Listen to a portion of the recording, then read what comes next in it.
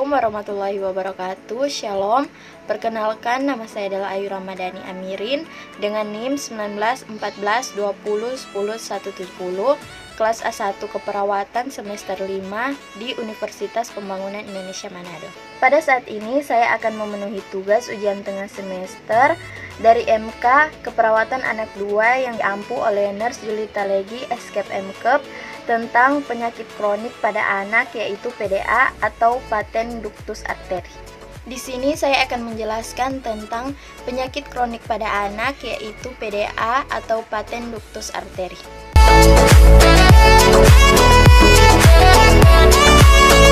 Patent ductus arteri atau PDA adalah kondisi ketika pembuluh darah yang menghubungkan aorta dan arteri paru tetap terbuka setelah bayi lahir. PDA merupakan jenis kelainan jantung bawaan yang biasanya dialami oleh bayi prematur. Penyebab dan faktor resiko patent ductus arteri hingga saat ini belum diketahui secara pasti apa yang menyebabkan PDA. Namun, ada sejumlah faktor yang diduga dapat meningkatkan risiko seorang bayi mengalami kondisi ini, yaitu 1. Jenis kelamin perempuan PDA 2 kali lipat lebih sering dialami oleh bayi perempuan dibanding bayi laki-laki. Yang kedua, infeksi rubella pada ibu hamil.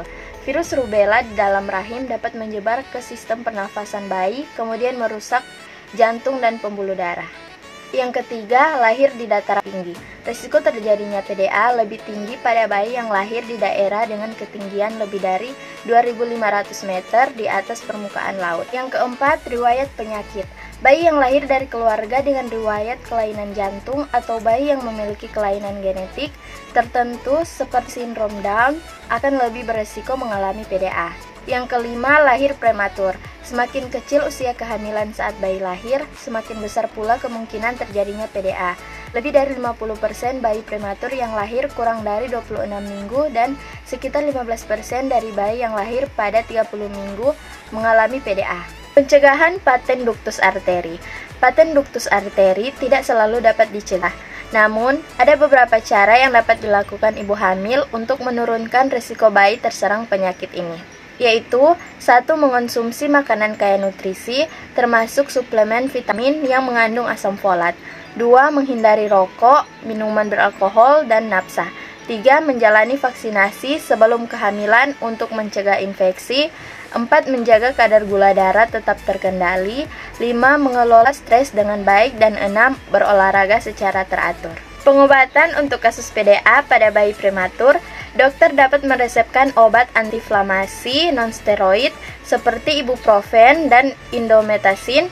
Obat ini dapat membantu menutup bukaan ductus arteri, namun PDA pada bayi yang lahir cukup bulan, anak-anak, atau orang dewasa tidak dapat diatasi dengan obat ini. Demikianlah sedikit penjelasan dari saya tentang penyakit kronik pada anak, yaitu PDA atau patent ductus arteri. Terima kasih. Hai guys, pada bagian penutup ini saya ingin mengajak teman-teman atau adik-adik yang baru lulus SMA atau SMK yang masih bingung mau cari tempat kuliah di mana.